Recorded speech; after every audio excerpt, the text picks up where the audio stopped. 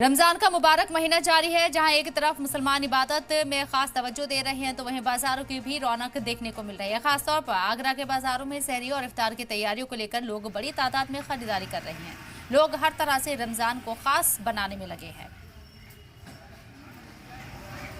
यहाँ पे सभी जगह से आगरा की सभी जगह से मोस्टली भीड़ आती है। नाई की मंडी, नई बस्ती, राजा मंडी की तो रहती है, बिसन की बस्ती से, और सभी जगह के लोग आते हैं। सभी जगह के लोग यहाँ की रोशनी वगैरह सब चीज़ देखने के लिए आते हैं, क्योंकि यहाँ पे काफ़ी अच्छी तरीके से रौनक सजाई जाती है। ये सभी लोग भाईचारे से रहते हैं और जितने भी लोग हैं यहाँ की रौनक देखने के लिए पूरे आगरा शहर के लोग, मंटोला हो गया, नई बस्ती हो गया, नाई की मंडी हो गया, सभी लोग आते हैं। और यहाँ का रमजान मगरिब के बाद जब रोज़ा इफ्तार हो जाता है तो यहाँ पे जितने भी लोग आते हैं रोज़ा इफ्तार के बाद, सब लोग यहाँ पे खाना खाते हैं, प्यार मोहब्बत से रहते हैं, मिलते हैं जुलते हैं।